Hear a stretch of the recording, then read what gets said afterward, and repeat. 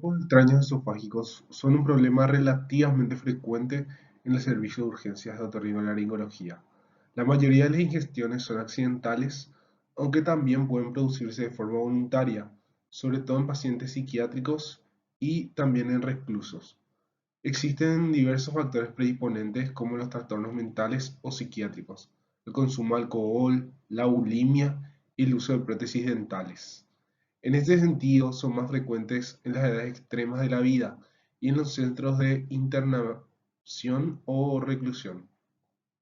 La extracción endoscópica continúa siendo la técnica de referencia en la gran mayoría de los casos de cuerpos extraños, con un excelente pronóstico gracias al perfeccionamiento del tratamiento en los servicios de urgencia y las técnicas de extracción.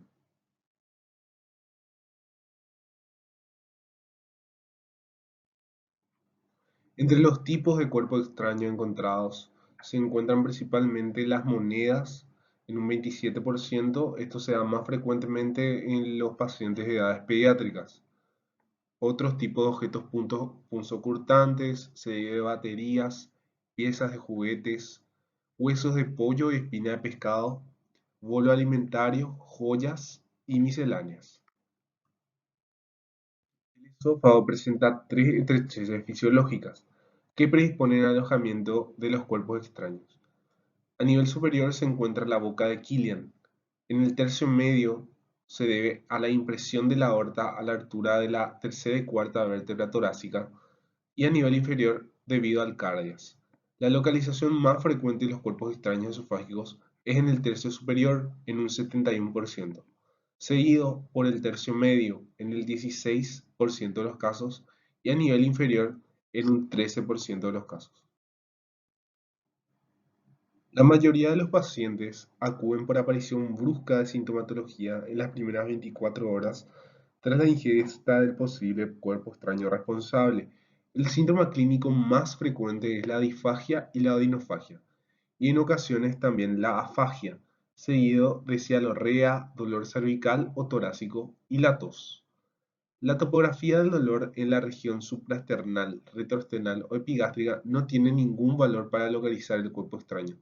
Por otro lado, la presencia de dolor retroesternal, enfisema cervical, síndrome febril deben establecer la sospecha de una posible perforación esofágica, lo cual debe tenerse en cuenta tras la endoscopía o la esofagoscopía. Asimismo, ciertos signos respiratorios como la disnea, el estridor, la cianosis son indicativos de compresión de la vía aérea, que es más frecuente en la edad infantil.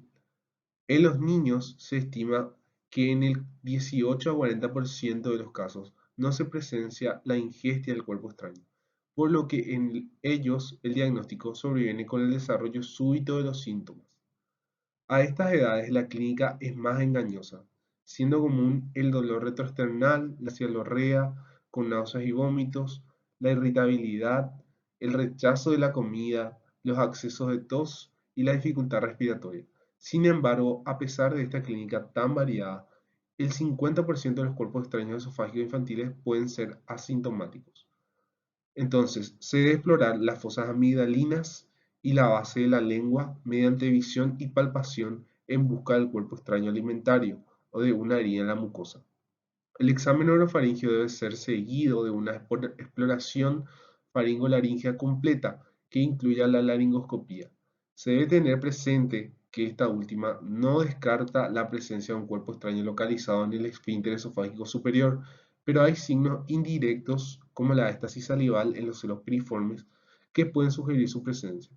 Si la palpación cervical pone de manifiesto un enfisema subcutáneo, es obligatorio descartar una complicación grave como la perforación. Asimismo, la auscultación pulmonar y abdominal debe realizarse de forma sistemática. Las placas anteroposterior y de perfil de cuello, tórax y abdomen se indican inicialmente en todos los pacientes con sospecha de cuerpo extraño esofágico, permitiendo determinar la presencia, el tipo y la localización.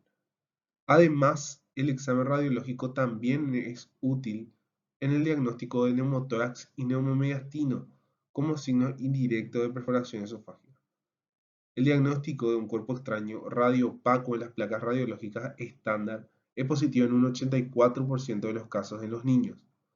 Por su parte, en los adultos, el diagnóstico radiológico simple es positivo solo en 30% y además las clasificaciones de las estructuras cartilaginosas pueden dificultar también su interpretación.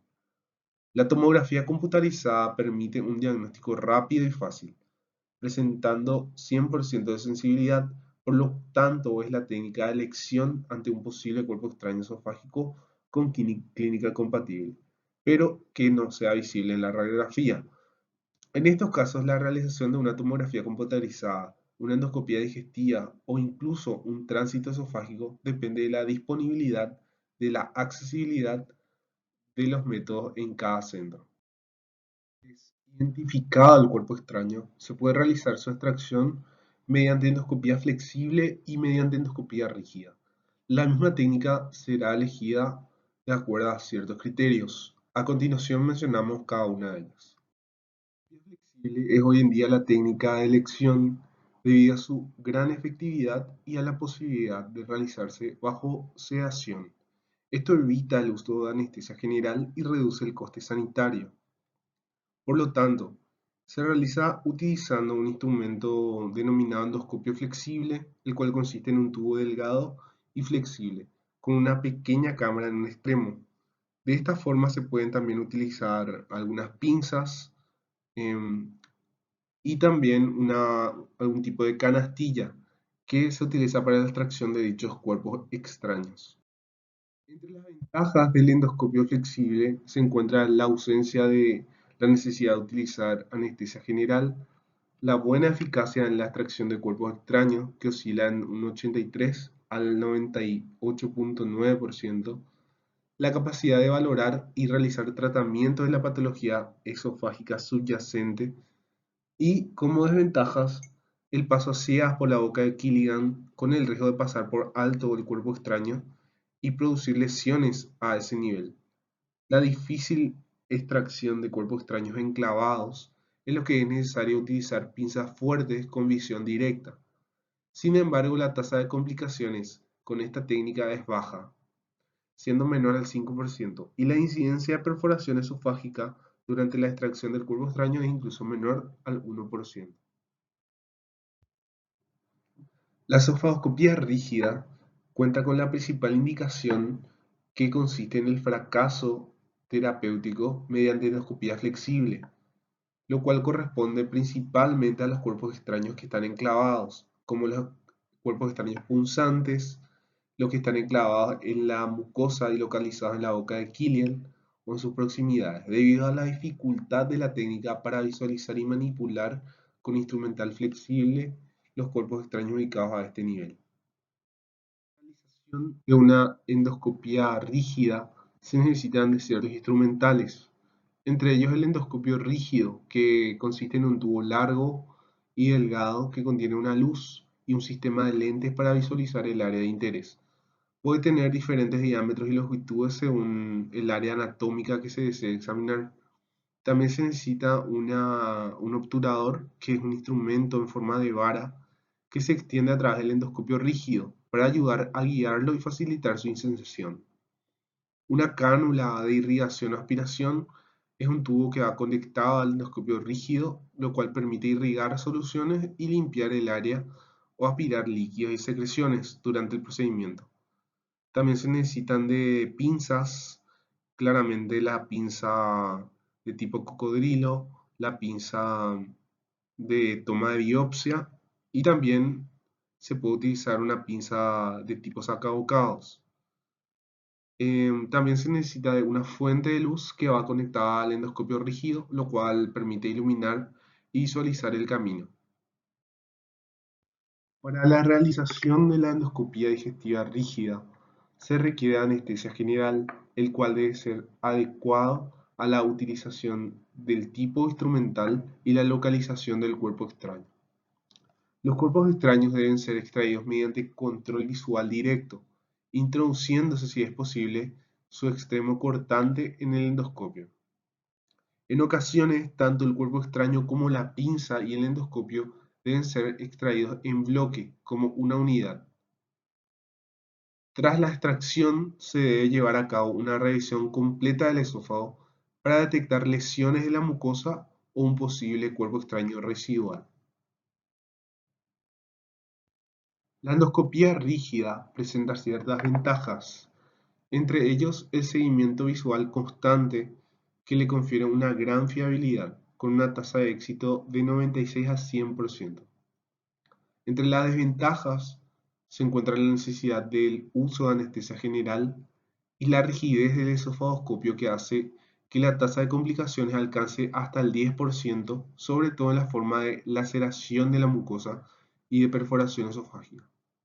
Por todo ello, la esofagoscopía rígida debe ser la segunda opción en el manejo de cuerpo extraño esofágico, debiendo recurrir a ella solamente en caso de fracasar la endoscopía flexible.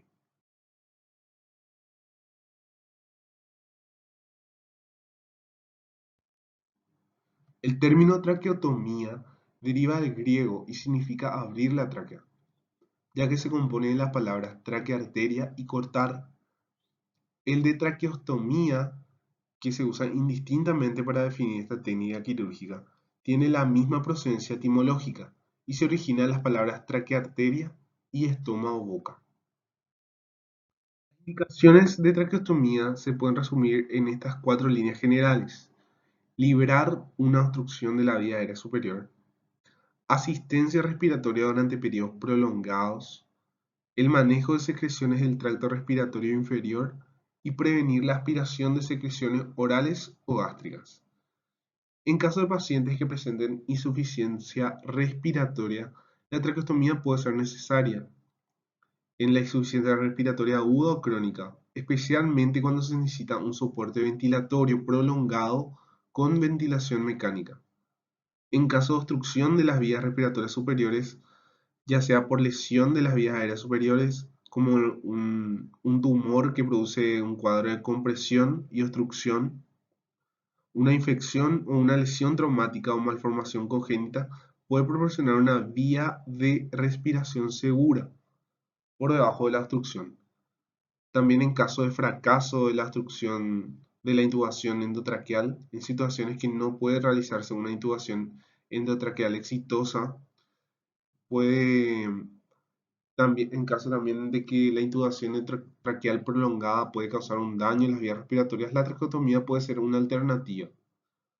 En cirugía de cabeza y cuello, en algunos procedimientos quirúrgicos, se puede optar por una traqueostomía para proporcionar una vía de respiración segura durante la cirugía y durante el periodo de recuperación postoperatoria. Y en caso de enfermedades crónicas o discapacitantes que afecten la función respiratoria, puede ser necesaria para facilitar el manejo y la asistencia respiratoria a largo plazo.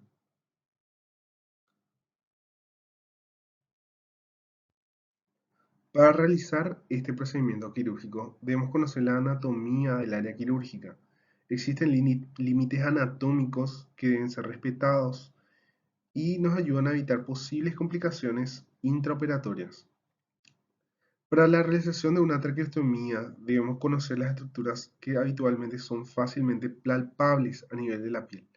Entre ellos se encuentra la horquilla esternal y el cartílago cricoides, que se encuentra inmediatamente por debajo del cartílago tiroides, que nos delimita la zona de seguridad de Jackson, es decir, un triángulo que se encuentra limitado por debajo por la horquilla esternal y por encima por el cartílago cricoides, y a ambos lados por los bordes anteriores del músculo esternocleidomastoideo.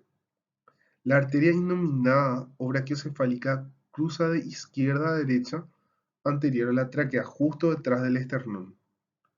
La glándula tiroides se sitúa anterior a la tráquea con un lóbulo a cada lado. El istmo se encuentra a nivel del segundo a cuarto anillo traqueal. Los nervios radios recurrentes y las venas tiroideas inferiores son estructuras paratraqueales susceptibles de lesionarse si se diseca, em, si la disección sale de la línea media, al igual que los grandes vasos si la disección se lateraliza.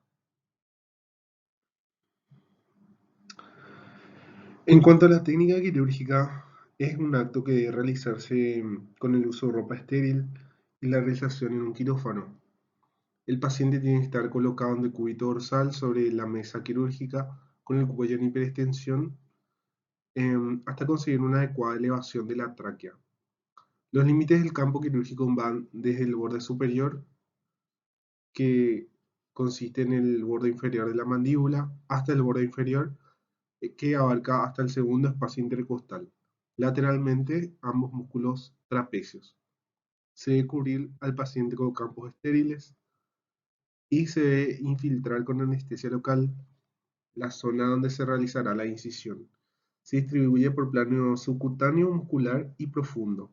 Esto se debe realizar unos 10 minutos antes de comenzar el acto quirúrgico, en ciertos casos que podamos disponer de este tiempo. Cuando se realiza bajo anestesia general se puede obviar este paso, aunque es aconsejable para facilitar la hemostasia y la disección quirúrgica. Hay que realizar siempre la infiltración con previa aspiración para asegurarnos que no se está infiltrando en un vaso. La técnica quirúrgica consiste en lo siguiente. En primer lugar, se debe localizar las estructuras laríngeas y traqueales mediante la palpación, respetando la zona de seguridad de Jackson, y luego se realiza una incisión horizontal de 1 centímetro por debajo del cartílago cricoides y se toma como referencia lateral los dos bordes anteriores de los músculos esternocleidomastoides. Se comienzan a separar las fibras del músculo platisma y la aponeurosis cervical superficial, por debajo del cual suelen aparecer pequeñas venas transversales que deben ser ligadas o electrocoaguladas. Por debajo de la aponeurosis debemos localizar la línea media alba de los músculos esternoioideo y esternotiroideo. Al identificar la línea alba y las venas yugulares anteriores, se realiza una sección vertical de rafe medio que consiste en una zona vascular y la disección de la musculatura prelaringea sin desplazar la tráquea de la línea media. La hemostasia se puede realizar mediante la coagulación de pequeños vasos y o ligadura de venas yugulares anteriores. De esta manera, se expone el arco del cartílago cricoides, el istmo de la glándula tiroides y el plano anterior traqueal, correspondiendo en sus tercer y cuarto primeros anillos. El istmo tiroideo puede seccionarse verticalmente con tijera roma y ligar con puntos transfixiantes a cada lado, de forma independiente, lo que va a permitir una mejor exposición de la tráquea.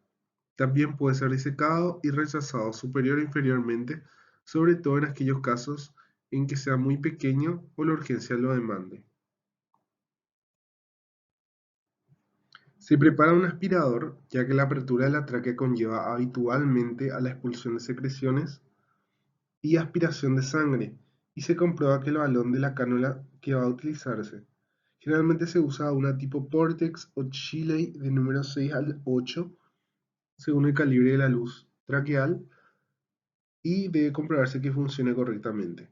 La incisión traqueal deberá realizarse entre el segundo, tercer y cuarto anillo traqueal, existiendo diversas modalidades. Se debe elegir aquella que comprometa el mínimo cartílago posible y que facilite los cambios de cánula. En adultos, habitualmente se opta por resecar unos 4 milímetros de cartílago en forma de ventana, como podemos ver en la imagen.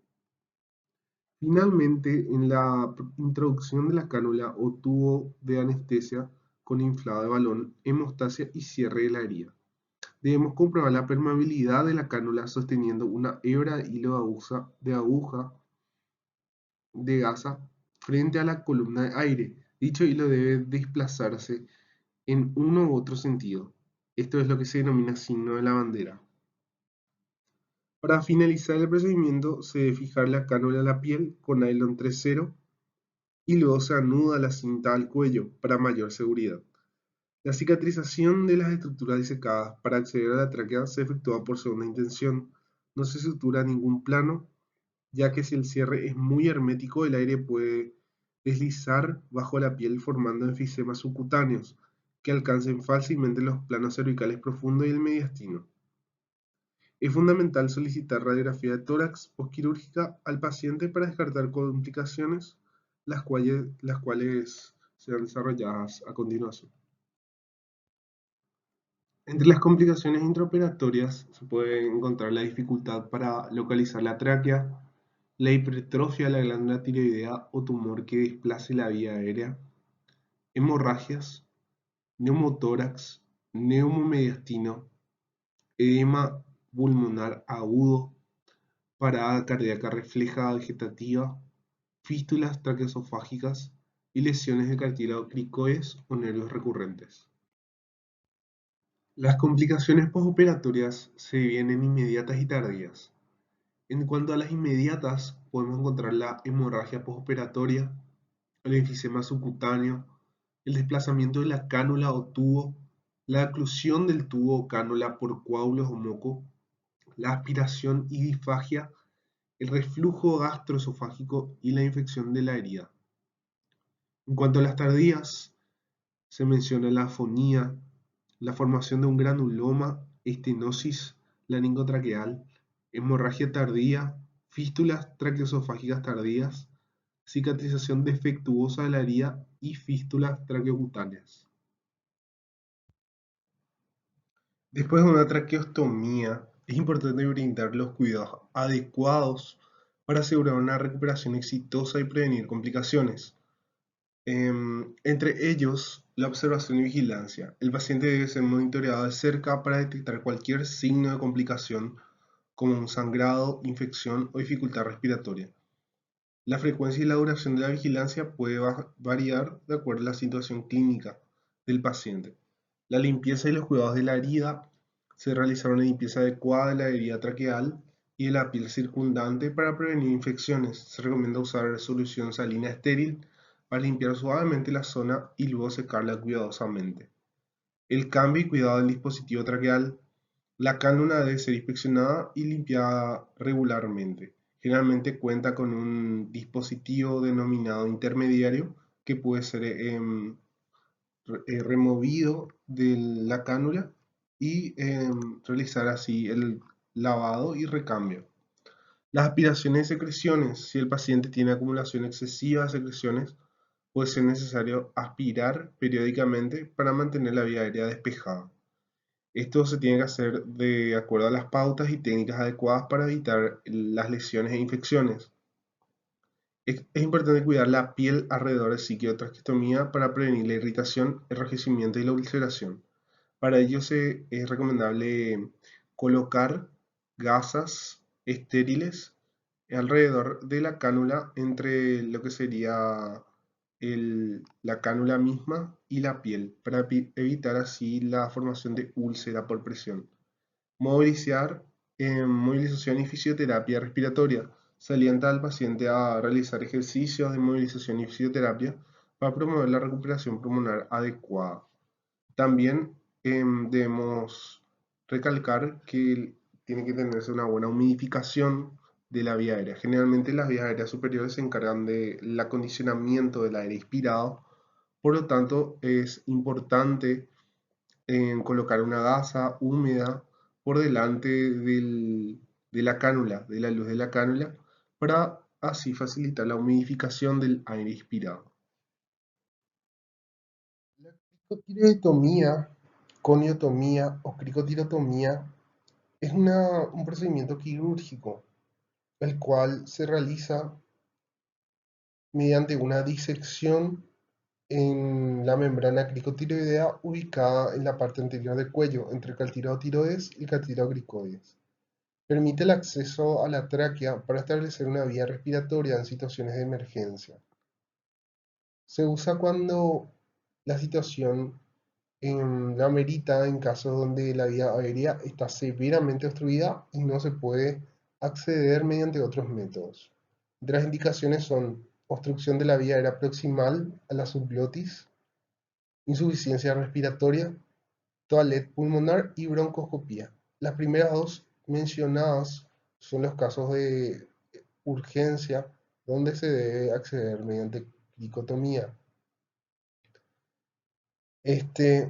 La cricotomía es un procedimiento que generalmente se realiza en el entorno de una emergencia y tiene que ser realizado por un profesional médico entrenado. Para ello el paciente tiene que estar en decúbito dorsal, se deben identificar los planos anatómicos y realizar las incisiones establecidas. Después de una cricotirotomía, el paciente debe ser intubado y debe hacerse una traqueotomía arreglada en menos de 24 horas para para evitar complicaciones como la estenosis glótica o subglótica. En cuanto a la técnica quirúrgica, el paciente debe ser colocado en posición de decúbito dorsal con cuello en hiperextensión, realizando los métodos de asepsia similares a las técnicas de traqueostomía. Tiene que identificarse la membrana cricotiroidea, que se localiza en la parte anterior del cuello, justo por debajo de la prominencia del cartílago tiroides. La membrana cricotiroidea se palpa y se visualiza. Se administra anestesia local por planos para minimizar el dolor y la incomodidad de este procedimiento. La incisión y el acceso a la tráquea se realiza mediante una incisión horizontal en la membrana cricotiroidea con un bisturí frío y debe ser suficientemente amplia para permitir el paso de la cánula o tubo de tracostomía adecuado. La tráquea se diseca utilizando una pinza de disección a través de la incisión de la membrana cricotiroidea. Se debe tener cuidado de no dañar las estructuras adyacentes como los vasos y cartílago cricoides. Se realiza la inserción de la cánula de traqueostomía o tubo de traqueostomía a través de la incisión dentro de la tráquea. La cánula se coloca en su lugar y se asegura mediante sujeción a la piel con una sutura simple. Posteriormente se debe confirmar y estabilizar la vía aérea. Se verifica la posición de la cánula mediante la auscultación de los sonidos respiratorios y observación de la expansión pulmonar. La cánula se asegura firmemente para evitar su desplazamiento accidental y esto debe tener también sus cuidados postoperatorios.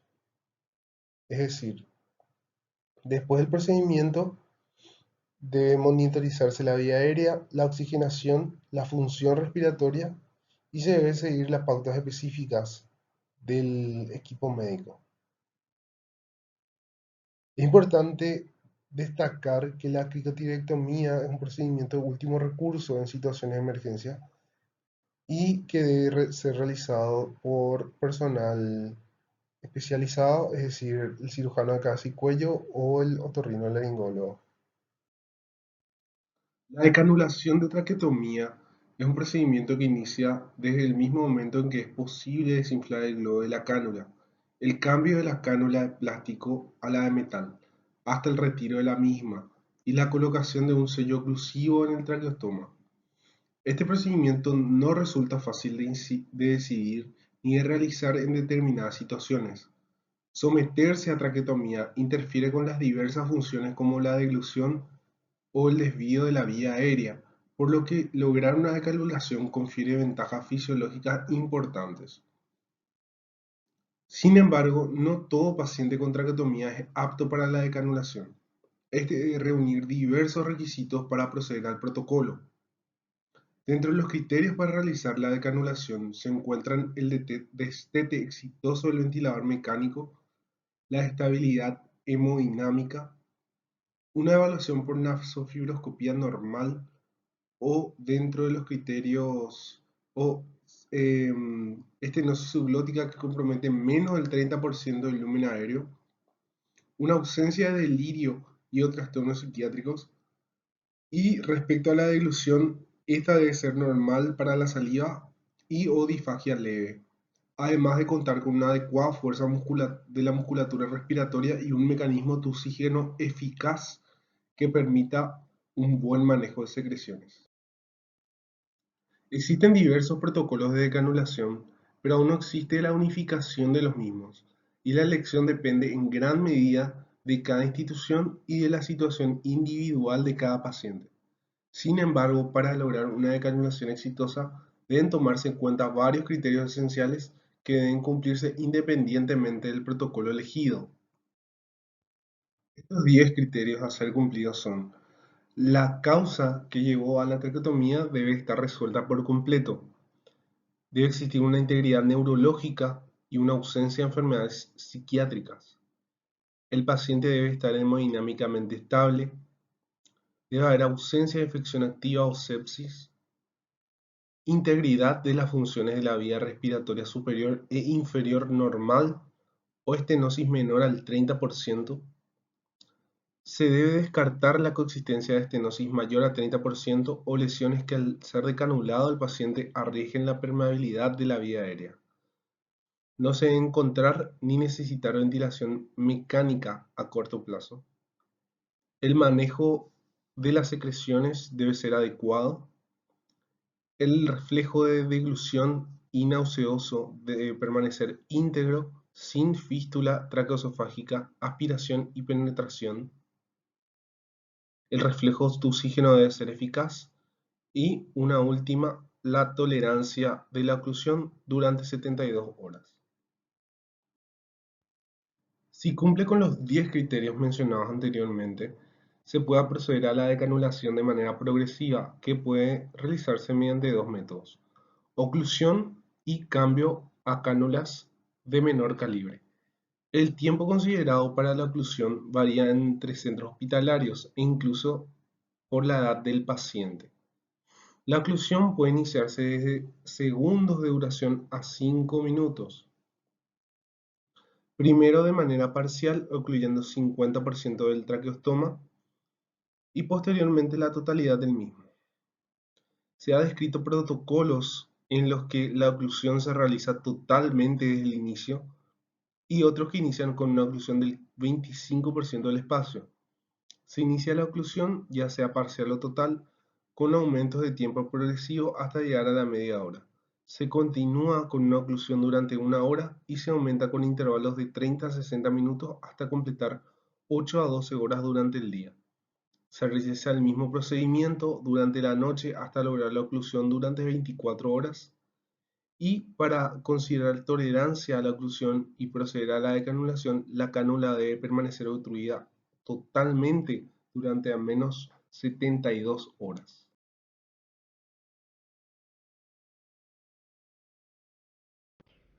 Ahora hablaremos del estridor, que es un sonido respiratorio generado por un flujo rápido y turbulento del aire a través de un estrechamiento de las vías aéreas de mayor calibre, es decir, la región supraglótica, glótica, subglótica y la tráquea proximal.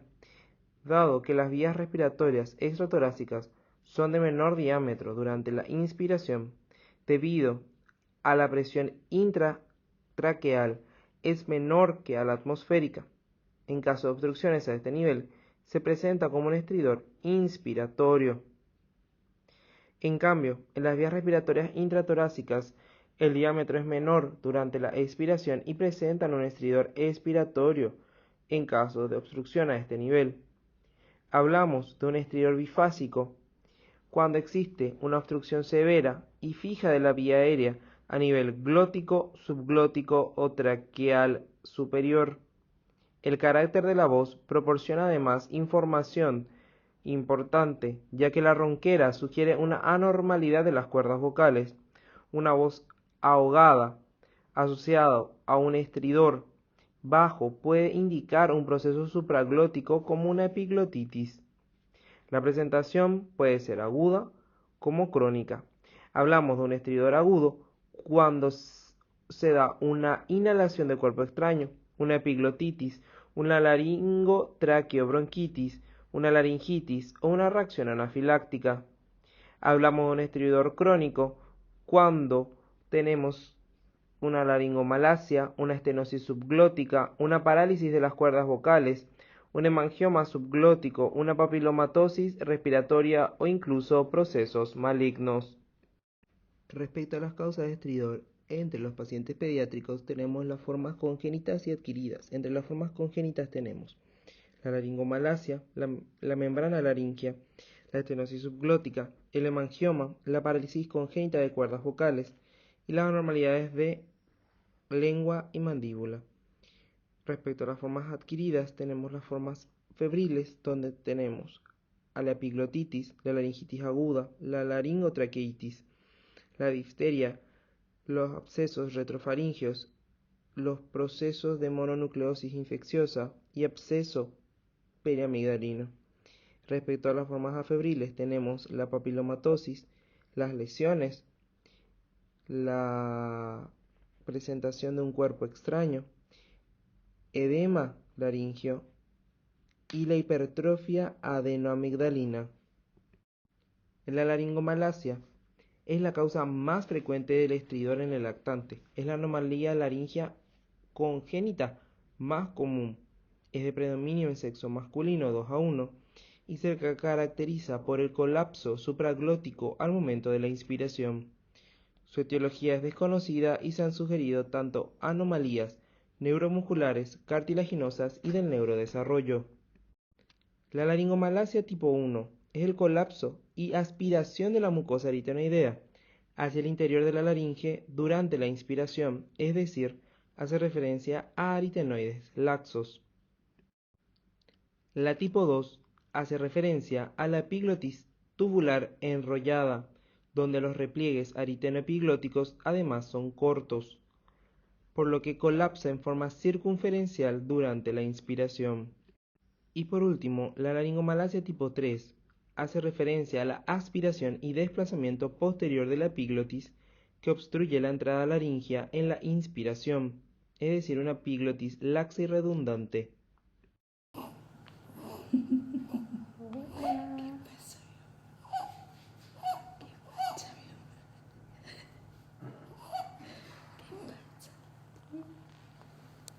El cuadro clínico típico de la laringomalacia es un estridor de tipo inspiratoria, de tonalidad grave, variable, inconstante y más intenso en decúbito supino y durante la alimentación y el llanto.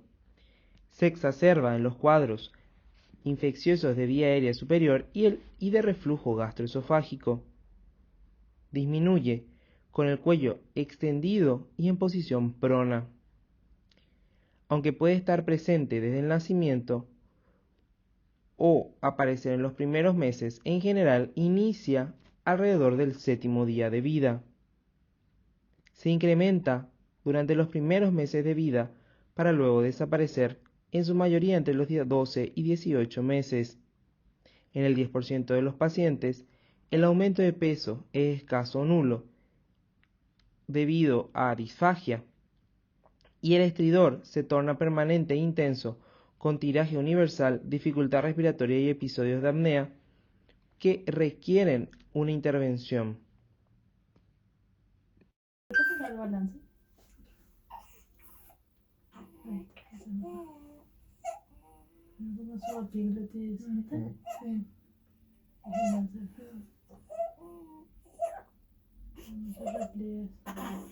¿Tiene reflujo, ven? Sí.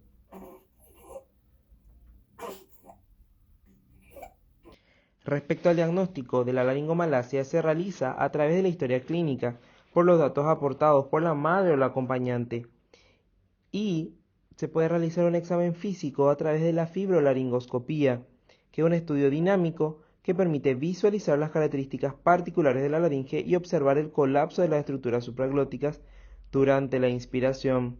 Es importante también realizar una radiografía de perfil cervical con técnica de partes blandas para descartar patología asociada a nivel subglótico.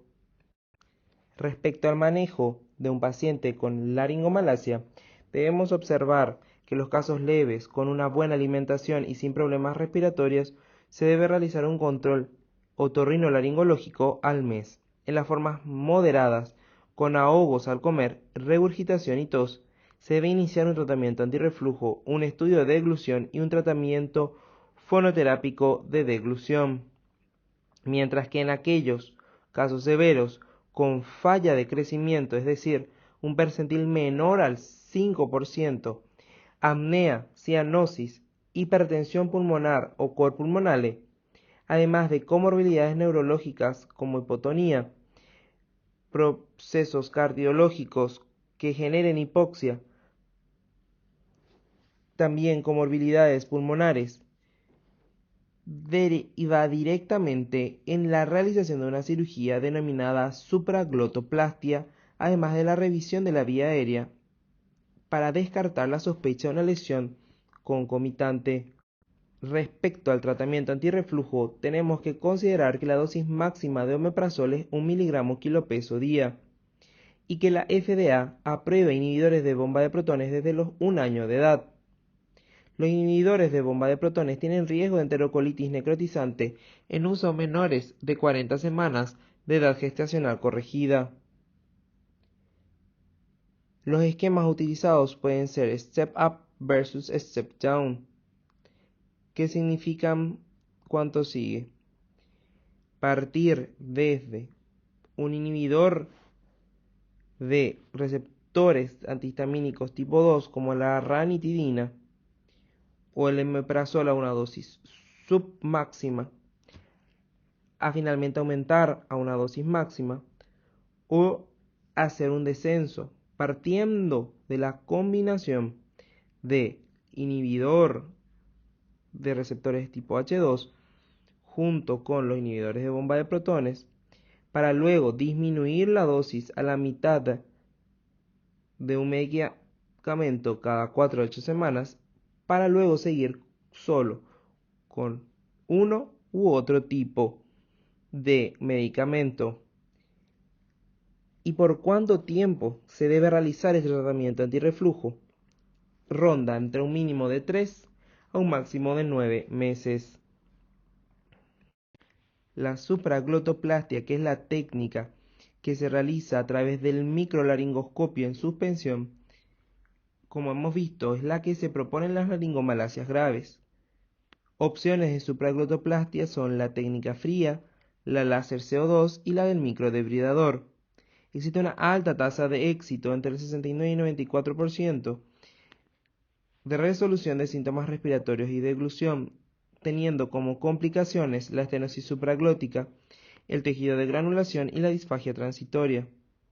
Los indicadores quirúrgicos, como hemos visto, son el estridor severo con vía aérea comprometida, dificultades para alimentación, falta de crecimiento y apnea obstructiva del sueño. La disnea con retracciones supraesternales severas, hipoxemia e hipercapnia también justifican la intervención quirúrgica inmediata. La estenosis subglótica se clasifica en congénita y adquirida. La forma congénita se debe a la canalización incompleta de la zona subglótica y el anillo cricoides durante los primeros meses de gestación. En cuanto la forma adquirida se da a la necrosis de la mucosa cricoidea y o pericondritis de la región subglótica, causadas por la intubación orotraqueal prolongada, reiterada o traumática. Es un cuadro poco frecuente, representando menos del 10% de las causas de estridor en el lactante y el recién nacido. Además, se presenta en forma más frecuente a nivel del cricoides, dando lugar a un cricoides de pequeño tamaño o elíptico o un diafragma fibroso de grosor variable. El estridor bifásico es característico. El diámetro subglótico en un recién nacido a término es de 4,5 a 5,5 milímetros y de 3,5 en un prematuro. La clínica de la estenosis subglótica dependerá sobre todo de la edad y del grado de estenosis. En las estenosis graves, aunque compatibles con la vida, se da lugar a un estridor bifásico, con disnea, tiraje, voz ronca, dificultad de la alimentación y talla pequeña. La presentación más frecuente es a través de episodios de laringitis subglóticas o de Krupp, recurrentes que se dan en las formas leves de esta entidad. A partir del tercer episodio de laringitis subglótica en el mismo invierno, se debe tener la sospecha clínica de esta entidad y llevar a cabo una fibrolaringoscopía. En aquellos casos severos al nacimiento asociados a disnea y cianosis progresivas luego del parto, en su mayoría conducen a la muerte del feto si no se realiza una traqueotomía previa. Respecto al diagnóstico de la estenosis subglótica, el diagnóstico prenatal en las formas severas se puede realizar a través de la ecografía prenatal. En cuanto a las formas compatibles con la vida, el estudio fundamental es la fibrolaringoscopía, que permitirá tanto el diagnóstico como la clasificación de la misma según su severidad. Igualmente, la laringoscopía directa se puede realizar sin intubación para evitar la traumatización de la zona y realizar el examen correspondiente. Respecto a la clasificación de la estenosis subglótica, existe un nuevo sistema que se basa en el sistema original de clasificación de vías aéreas de Mayer-Cotton, que incorpora solo 3 parámetros adicionales: las comorbilidades, el compromiso glótico y la asociación entre ambos. Las comorbilidades incluyen la prematuridad severa, con enfermedad de membrana hialina, la insuficiencia respiratoria, anomalías cardíacas, afecciones neurológicas, reflujo gastroesofágico severo u obstrucción de la vía aérea extralaringea, así como anomalías congénitas sindrómicas o sindrómicas severas. La afectación glótica incluye la fusión de las cuerdas vocales y la fijación o parálisis bilateral o unilateral de las cuerdas vocales. Entonces, esta clasificación modificada de Mayer-Cotton tiene 4 grados, donde clasifica el grado de estenosis entre 0 a 50% para el grado 1, que puede derivar en grado 1A, 1B y 1C y 1D conforme a los elementos que hemos citado. Grado 2, que va entre el 51 y 70% de obstrucción, teniendo categorías A, B, C y D. Igualmente el grado 3, cuando tenemos una obstrucción entre el 71 y 99%, también subclasificada de la A a la D, y finalmente el grado 4, donde no existe luz, que también se clasifica de la A a la D. Respecto al tratamiento de esta entidad dependerá sobre todo del grado de estenosis, aunque sea susceptible de mejorar con el crecimiento laríngeo. Respecto a la estenosis grado 1, se basa en el tratamiento y profilaxis de infecciones respiratorias y tratamiento de factores que puedan agravar la estenosis, como por ejemplo el reflujo gastroesofágico. A partir de las 18-24 meses de vida, los niños presentan una mejoría evidente de su estenosis por el propio desarrollo de la laringe. La estenosis grado 2, 3 o formas graves suelen requerir tratamiento quirúrgico. Más frecuentemente debe considerarse el ensanchamiento de la subglotis mediante la laringoplastia, con ayuda de injertos cartilaginosos o técnicas de extirpación cricotraqueal. Estas técnicas han demostrado unos resultados satisfactorios cercanos al 90%. La estenosis subglótica congénita severa debe tratarse con una traqueotomía a nivel del parto. Si es posible, posteriormente se deberían realizar técnicas de reparación y ensanchamiento de la laringe luego de la traqueotomía durante el parto.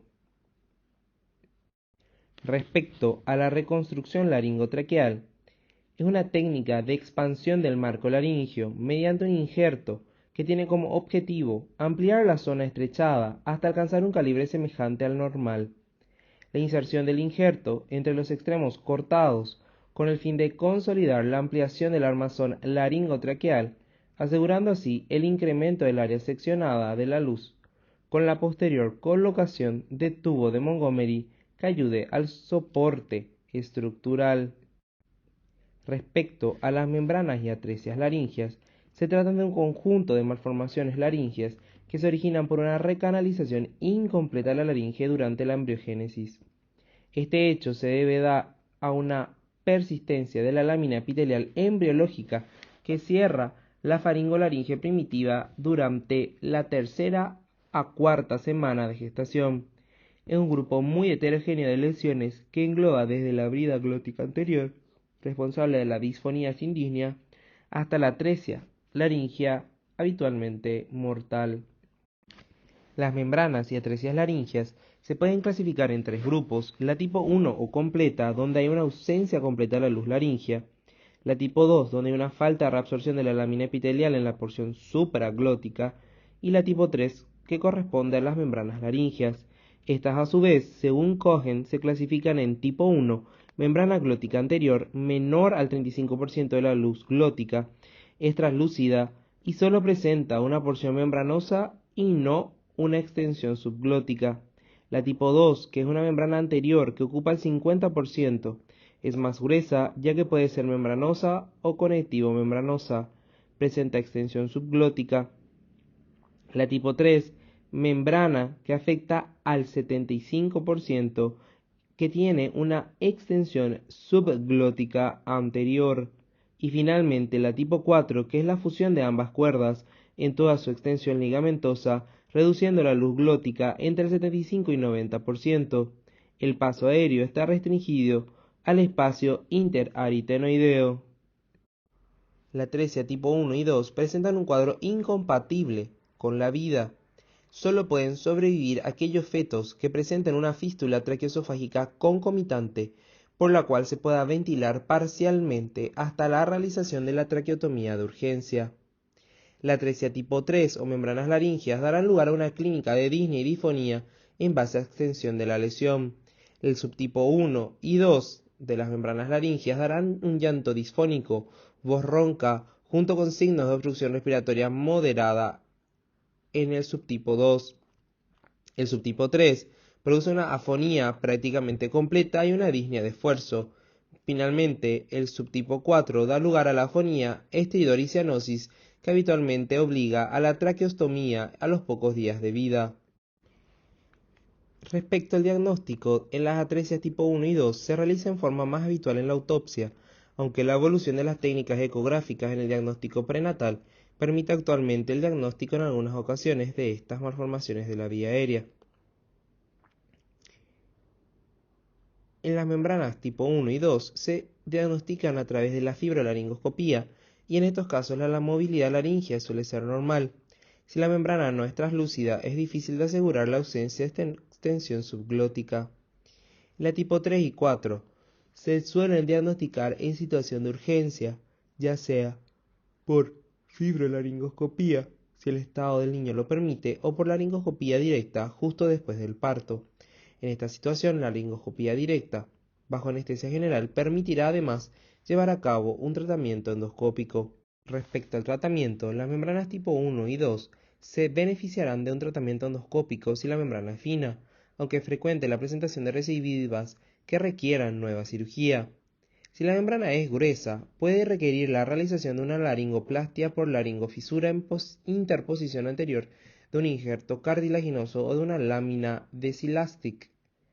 Si se encuentra la luz obliterada y la colocación de una zona de intubación en la parte superior del esófago produce una rápida mejoría del niño, se debe sospechar una atresia completa con fístula traqueoesofágica o una desembocadura directa de la tráquea o de los bronquios en el esófago. Los resultados, en general, son satisfactorios de la permeabilidad laringea, aunque no tanto de la calidad de la voz por la formación de sinequias anteriores. La parálisis cordal congénita habitualmente es bilateral y se asocian a lesiones del sistema nervioso central como la hidrocefalia, el mielomeningocele, la malformación de Arnold-Chiari, la genesis cerebral o enfermedades neuromusculares. La etiopatogenia de la parálisis bilateral es discutida, pero parecen existir una serie de condiciones que las pueden desencadenar.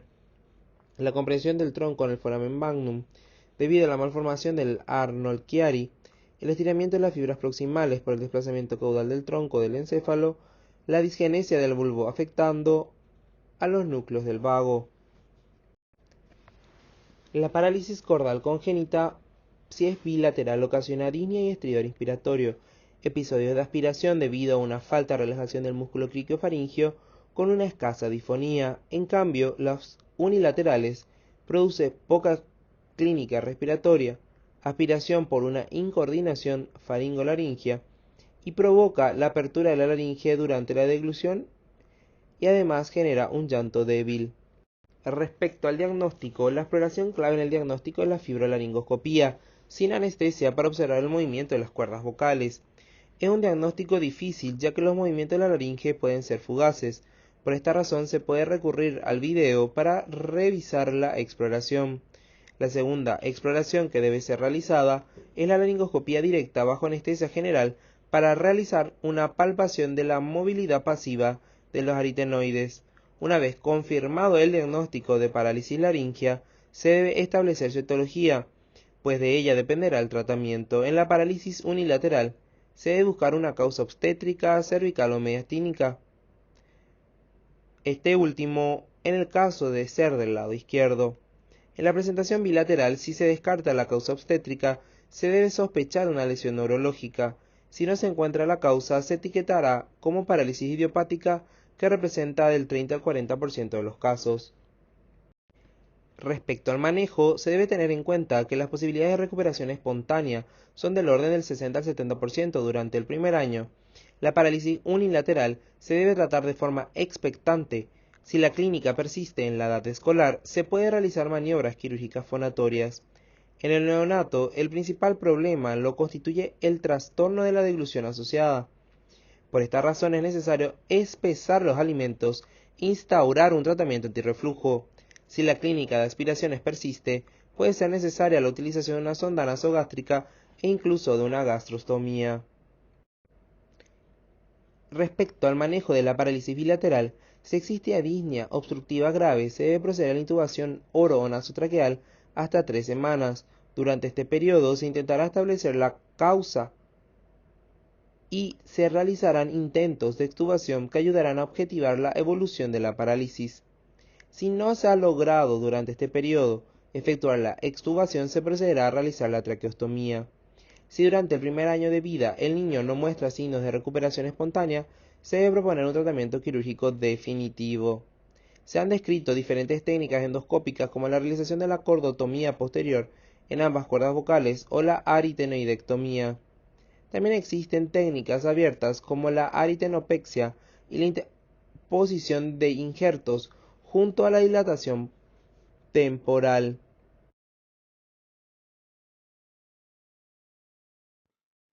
La parálisis de cuerda vocal se define como la pérdida de la movilidad del pliegue vocal verdadero, secundario a la disrupción en la inervación motora de la laringe.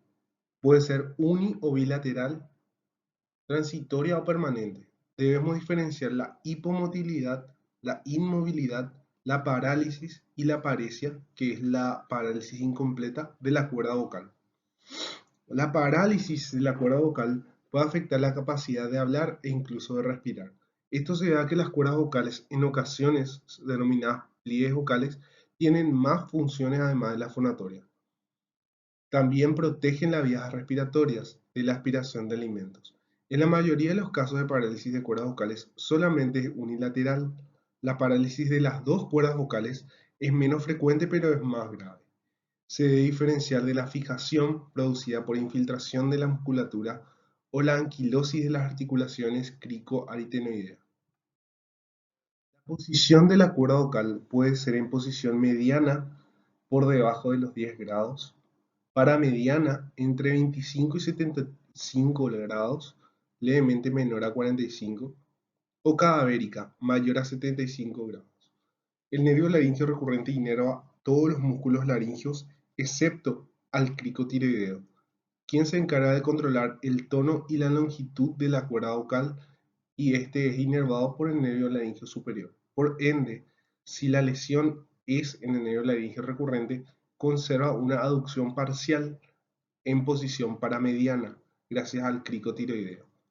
Si la lesión es central, afecta a ambos nervios laringeos, tanto el recurrente como el superior, se observa la cuerda vocal en posición cadavérica. En caso de que solo haya una lesión del nervio laríngeo superior, se genera el cricotiroideo, provocando la pérdida de tensión de la cuerda vocal y se produce un tono de voz bajo y deformidad arqueada. Las causas de estas patologías pueden agruparse en 4 grupos: la neoplásica, la traumática, la secundaria de enfermedad neurológica y la sistémica.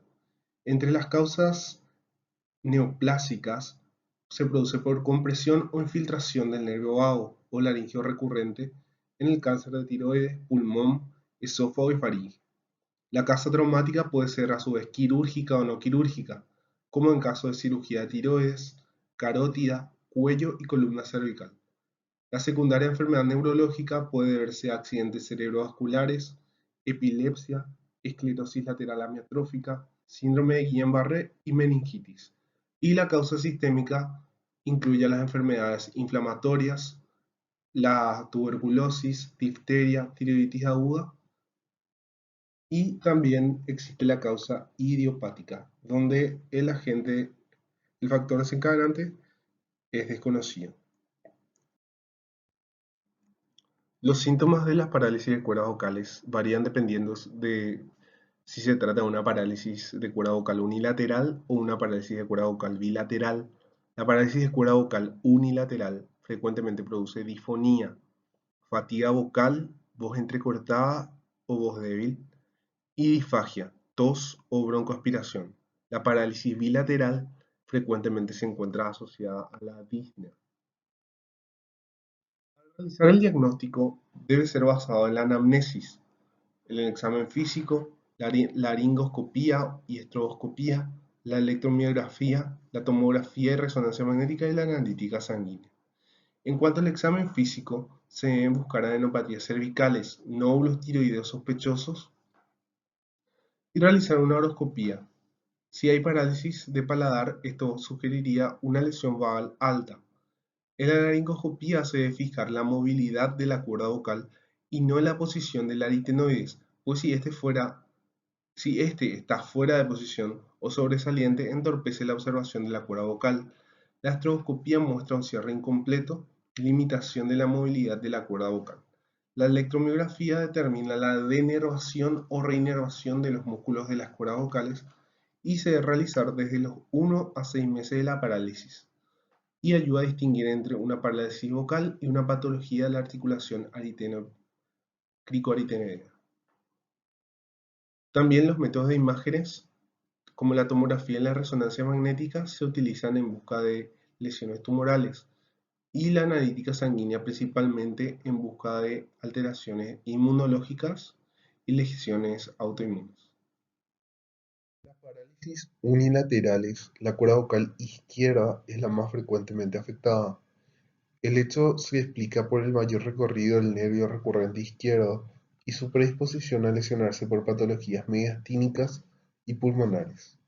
La parálisis laringea unilateral puede evolucionar de tres maneras: la recuperación espontánea de la movilidad, la ausencia de recuperación pero compensación de la cuerda vocal contralateral o ausencia de recuperación y compensación con parálisis flácida.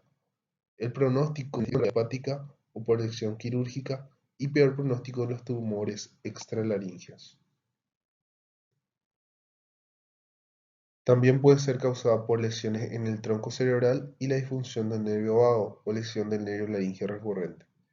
El paciente presenta generalmente disfonía con voz bitonal y disfagia con episodios repetidos de aspiración. Bilateral produce generalmente falta de aire, disnea severa que puede poner en peligro la vida. Requiere una intervención de emergencia para resolver el estrés respiratorio. La disfonía puede pasar desapercibida debido a que lo que principalmente aqueja al paciente es la disnea. Esto se manifiesta por grados variables de estridor y disfonía, aunque la última puede ser casi imperceptible, por lo que se dice que la calidad de la voz no es afectada. Los pacientes suelen referir cierto nivel de disfonía, pero este evento generalmente es insignificante comparado con la disnea. La secuela más importante es la considerable limitación de la vía aérea como resultado de la reducción del área glótica. En cuanto al manejo, dada la posibilidad de recuperación espontánea o compensación, en caso de poca sintomatología se recomienda esperar alrededor de un año antes de realizar intervenciones quirúrgicas no reversibles. Es posible que ocurra reinervación espontánea del pliegue vocal, sin embargo, habitualmente no se consigue recuperar el movimiento debido a las sincinesias resultantes de la inervación no selectiva de los músculos aductores y aductores de la laringe. Se reserva el tratamiento para pacientes con disfonía continua. La inervación obtenida es debida a la existencia de anastomosis entre los nervios laringeos recurrente, laringe interno y externo. La variabilidad de las anastomosis nerviosas explicaría las diferentes posiciones que adopta el pliegue vocal. Es frecuente observar pacientes que no recuperan la movilidad, pero obtienen compensación mediante aducción del pliegue vocal contralateral. Para algunos autores, la rehabilitación logopédica es una herramienta útil en todos los pacientes con disfonía. Los ejercicios de rehabilitación están destinados a controlar la respiración adecuadamente y a evitar una compensación supraglótica hipertónica que pudiese comprometer el resultado de la cirugía de medialización en caso de ser necesaria. Mediante ejercicios se busca facilitar la compensación a través de la cuerda vocal sana.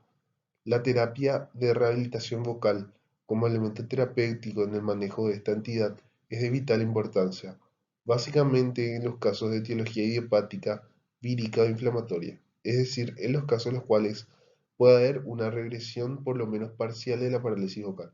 Si durante este periodo los síntomas de intensidad moderada a severa, se pueden inyectar sustancias resolvibles para colocar la cuerda en una posición más favorable. Se opta por la cirugía. En las intervenciones disponibles son la medialización mediante inyección o tiroplastia, aducción del aritenoides, aritenopexia y reinervación.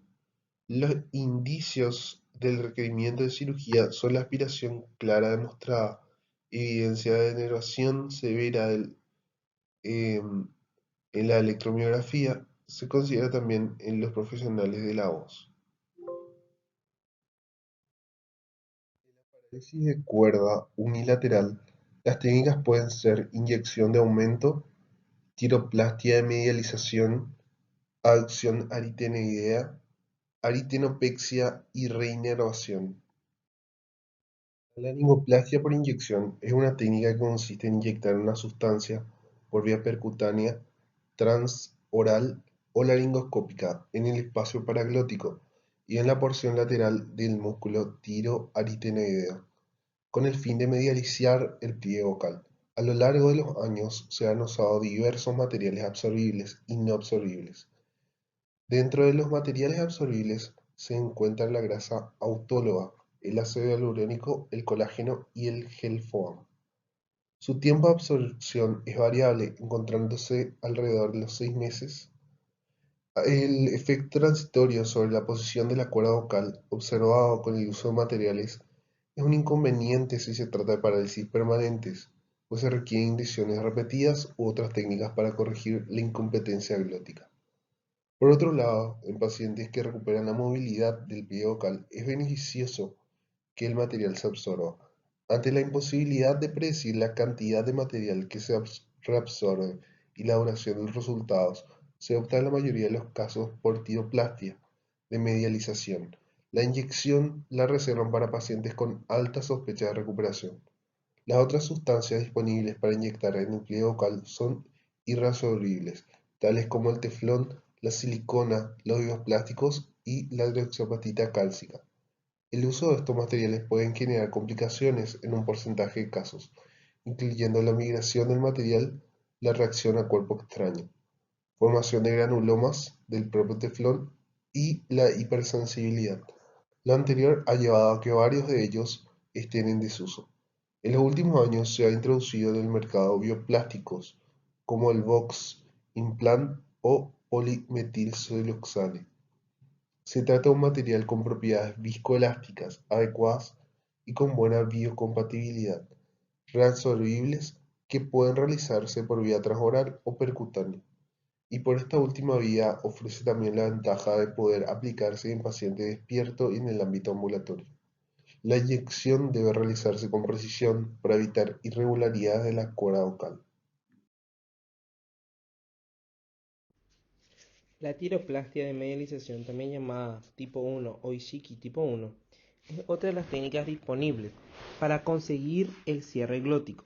Fue descrita por primera vez en 1974 por Ishiki y colegas y revolucionó el manejo de las parálisis laringias. A partir de entonces, se han realizado pequeñas variaciones en la técnica, consiguiendo que hoy en día sea considerada como tratamiento de elección para las parálisis unilaterales.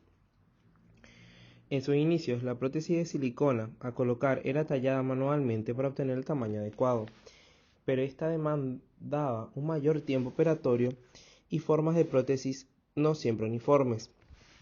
Actualmente, y luego de décadas de estudio, se ha estandarizado la forma y las posibles medidas de prótesis según el sexo del paciente y siendo el material de dicha prótesis silicona de la más alta calidad y biocompatibilidad. La técnica consiste en ¿Cuánto sigue? Paciente debe estar en decúbito supino con leve hiperextensión del cuello hacia el lado parético. Se marcan los cartílagos tiroides y cricoides con lápiz marcador. Se realiza asepsia de la piel y se infiltra con una solución de lidocaína al 2% y adrenalina de 1 en 8000. Se realiza cervicotomía lateral horizontal de 4 centímetros. A la altura de la mitad del cartílago tiroides se levantan colgajos supratismales, se separan o eventualmente se cortan los músculos pretraqueales y se accede al cartílago tiroides. Se levanta el pericondrio lateral y se identifica el punto medio entre la escotadura del cartílago tiroides superior y el borde inferior, zona donde están las cuerdas vocales. Con una regla se miden 5 a 7 milímetros en mujeres y 7 a 9 milímetros en hombres, desde el borde anterior y a 3 milímetros del borde inferior. En otras bibliografías se refiere de 6 a 10 para las mujeres y de 8 a 12 milímetros para los hombres. Se realiza una ventana en el cartílago con una fresa diamantada de 4 milímetros. Luego se levanta el pericondrio medial, el que en general se trata de no traspasar. Se introduce la prótesis en el espacio paraglótico con el objetivo de medializar la cuerda vocal. Esto se regula mediante que se solicita al paciente que pronuncie algunas palabras. Mientras se realiza este procedimiento, otro cirujano realiza una nasofibroscopía para monitorizar la medialización de la cuerda vocal. Una vez que se logra la calidad de voz deseada, se corta la prótesis y se repone el pericondrio. Se cierra la incisión por planos y se deja un Penrose por 24-48 horas. 3 días luego se indica a los pacientes prednisona 40-50 miligramos día, los que continúan durante 7 días en el postoperatorio. La cobertura antibiótica, corticoides y analgésicos también forman parte del postoperatorio. El paciente puede salir de alta al día siguiente sin drenajes para controles ambulatorios. El estudio tomográfico puede estar indicado para verificar la posición correcta de la prótesis, como se ve en la figura 8. Al cabo de una semana se retiran los puntos y la cicatriz es imperceptible, ya que se disimula en un pliegue natural. Como se observa, la modificación es reversible en el caso del sobre o infracorrección y la calidad de voz tiende a mantenerse estable con el pasar de los meses, con lo que rara vez se requiere un segundo procedimiento. Para mejorar la fuga glótica posterior, resulta útil modificar la posición del aritenoides, lográndolo mediante la aducción del mismo, rotación anterior y medial, mediante aritenopexia o a través de la tiroplastia con colgajo posterior. Las complicaciones asociadas a la tiroplastia incluyen edema de vía aérea, hemorragia, hematoma, lesión del seno piriforme, extrusión de la prótesis e infección de la herida. En general son poco frecuentes y representan alrededor del 14%. En esta imagen se puede constatar la localización de la región glótica y la tiroplastia de tipo 1. En la imagen A se constatan los trazados de las incisiones de cartílago y la extracción sobre el ala tiroidea. Justamente, en la imagen B se observan los fragmentos cartilaginosos colocados en su sitio. 1 a 1'. Finalmente, en la imagen C se puede ver el corte frontal que se debe realizar y en la imagen D se constata el corte transversal que permite la medialización. Este procedimiento de aducción aritenoidea consiste en la movilización del cartílago aritenoides hacia la línea media, logrando un desplazamiento de la cuerda vocal en toda su longitud. De esta forma reponemos la tensión y corregimos la diferencia de nivel, bajando la apófisis vocal de la cuerda paralizada. La sutura va desde el proceso muscular del aritenoides a la parte anterior del cartílago tiroides, emulando la acción del músculo cricoaritenoideo lateral, y posicionando la cuerda vocal paralizada más cerca de la línea media. La intubación endotraqueal está contraindicada, pues impide la rotación del aritenoides. La anestesia local se prefiere para la aducción del aritenoides, de modo a modular el grado de medialización en función de la voz del paciente durante este procedimiento. Una incisión en la piel se hace en el borde inferior del cartílago tiroides. Esta incisión se realiza de forma similar a la tiroplastia tipo 1 que ya hemos visto, pero se debe extender más lateralmente. Una ventana se corta en el cartílago tiroides para una sutura que se pasa a través de más adelante en el procedimiento. Los orificios a realizar en el cartílago tiroides deben situarse uno en el tercio anterior y otro en la mitad del ala tiroidea, 5 a 10 milímetros de la línea media, a 1 y 2 milímetros por debajo del nivel de la cuerda. La correa de los músculos, la faringe y la laringe se disecan para exponer el proceso muscular del cartílago aritenoides. Para localizar la apófisis muscular, podemos exponer la articulación cricotiroidea, que está situada a menos de 1 centímetro. También podemos guiarnos por la proyección de la cuerda sobre el ala o el borde superior del cricoides, pues están al mismo nivel. Palpando, se podrá apreciar la prominencia de la apófisis muscular. Una sutura permanente se hace pasar a través del proceso muscular. Se realiza además un túnel en el cartílago tiroides y un extremo de la sutura se pasa a través de dicho túnel. La sutura se ata y se fija en la ventana realizada en el cartílago tiroides.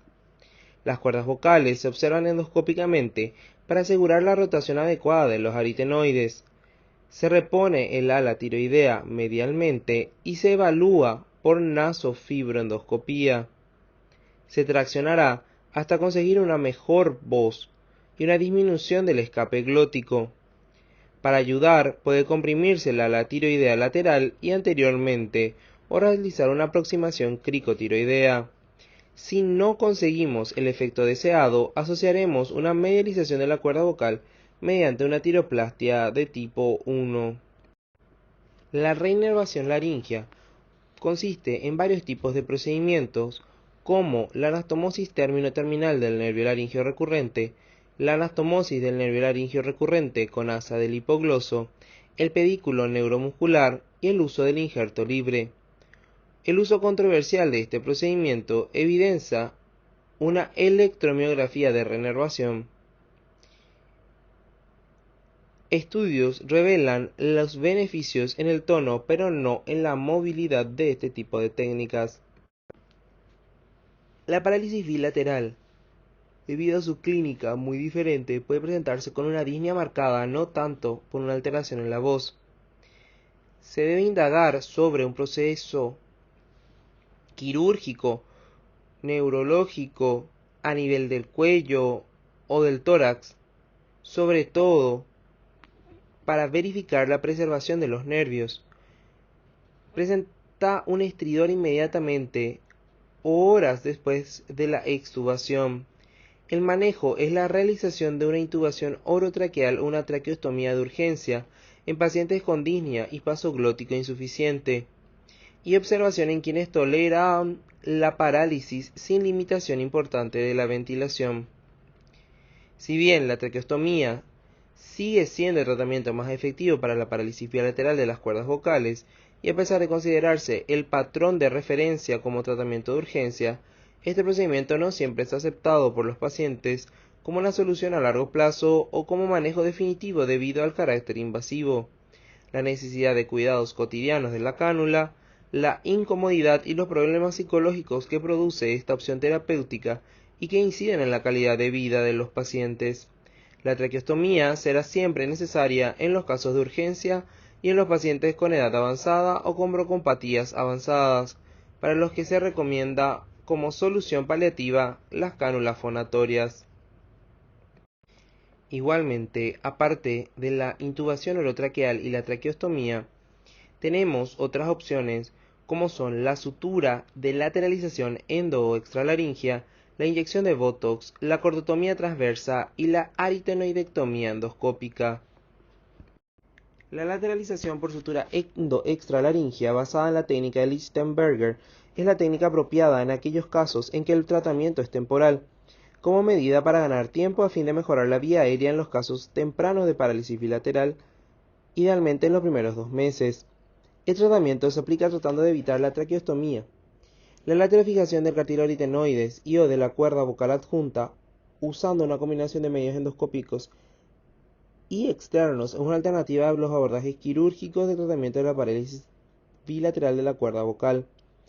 Debido a su carácter reversible, es una opción útil del manejo temporal. Originalmente la técnica consistía en la lateralización del aritenoides a través de una fisura por disección laringea, que en los últimos años se han reportado numerosas modificaciones de dicha técnica que realiza la laterofijación del cartílago aritenoides por sutura, lo cual ocasiona una tracción caudal posterior simulando la contracción del crico aritenoideo posterior para abductar la cuerda vocal. La laringe se expone mediante laringoscopía directa y se ubica con palpación la unión cricoaritenoide.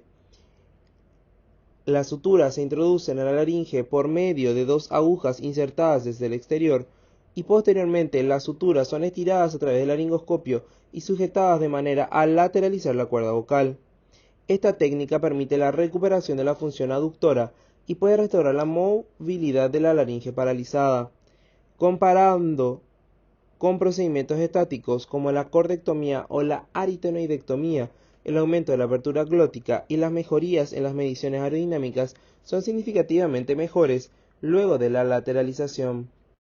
La inyección del Botox consiste en utilización de una neurotoxina producida por el Clostridium botulinum que se ha usado conjuntamente con el marcapaso laringio para contrarrestar la estimulación de la aducción de la cuerda vocal debido a la propagación del estímulo.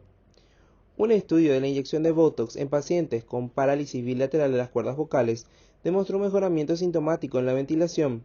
En general, esta inyección aparentemente provee un aceptable pero temporal mejoramiento de la apertura glótica y con la inyección repetida del Botox los pacientes pueden experimentar un mejoramiento de la ventilación durante un periodo de tiempo más largo y mientras dure la aplicación.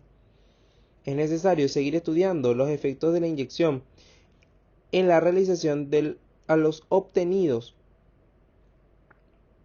con procedimientos quirúrgicos.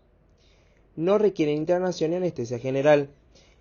Se puede realizar en forma percutánea y videoasistida con el paciente vigil, pudiendo inyectar materiales inertes como hidroxiapatita, polietilenglicol y ácido hialurónico u otros que instantáneamente mejoran estos síntomas.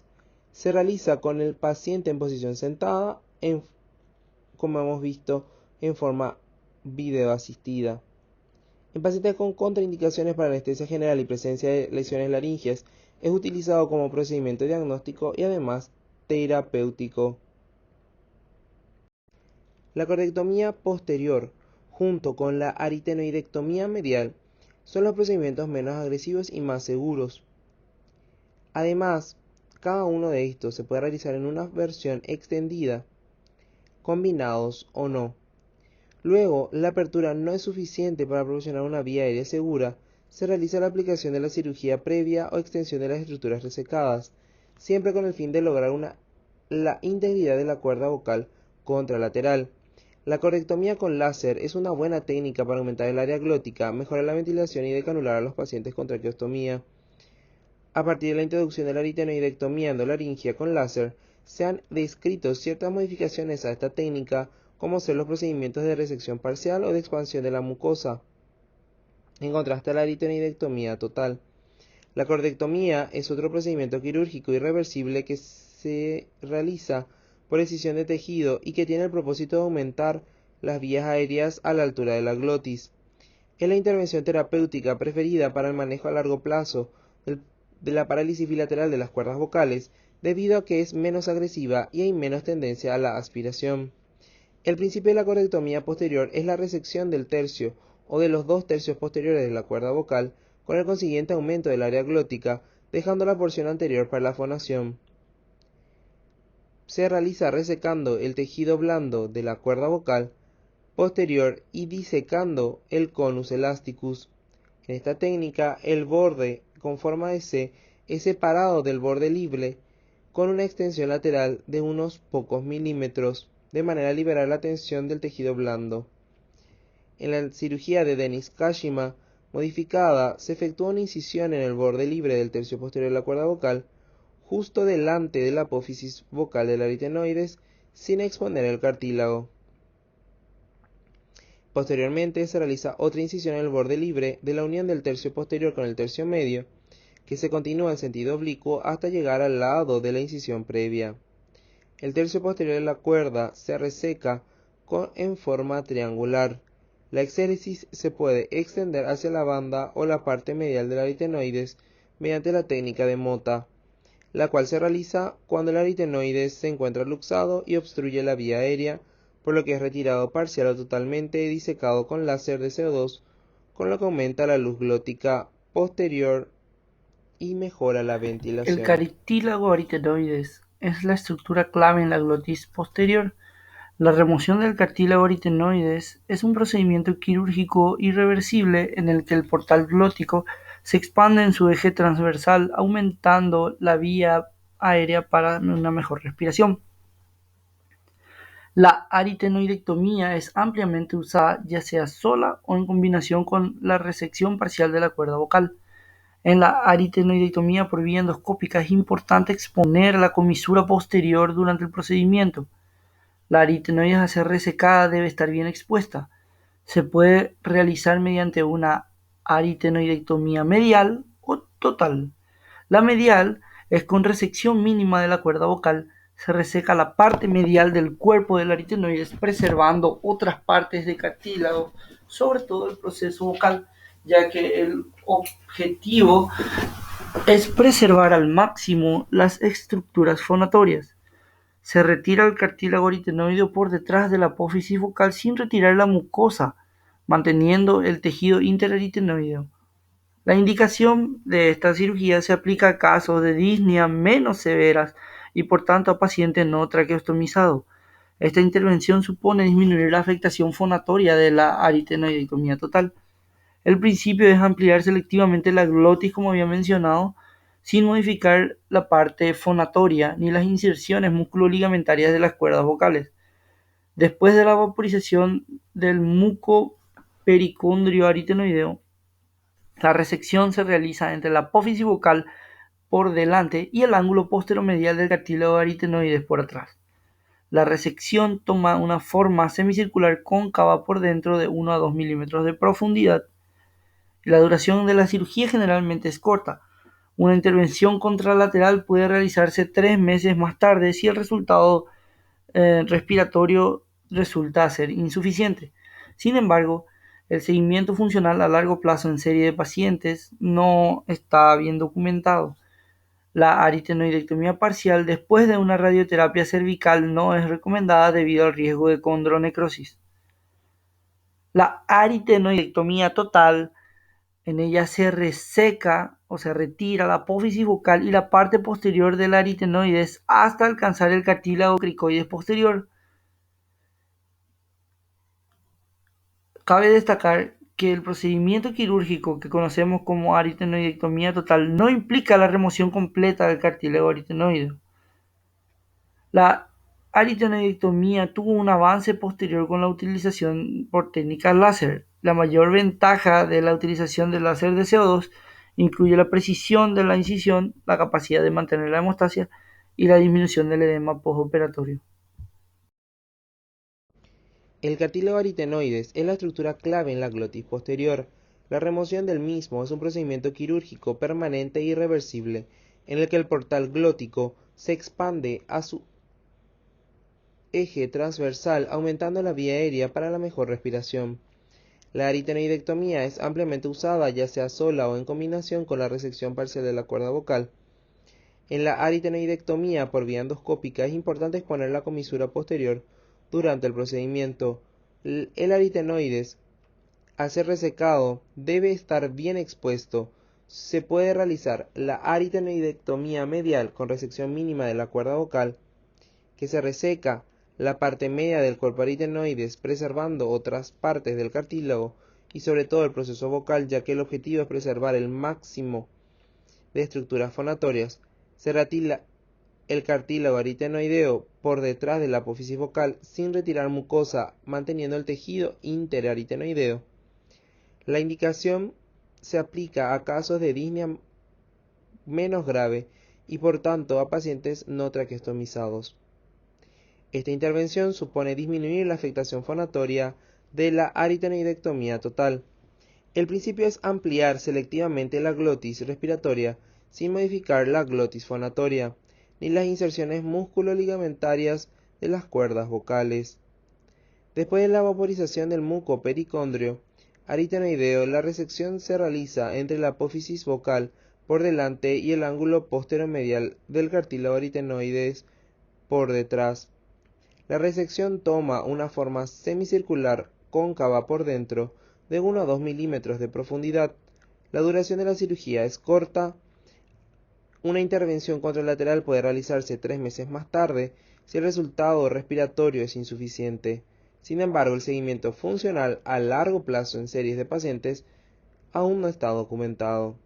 La aritenoidectomía parcial después de radioterapia cervical no se recomienda por el riesgo de condronecrosis.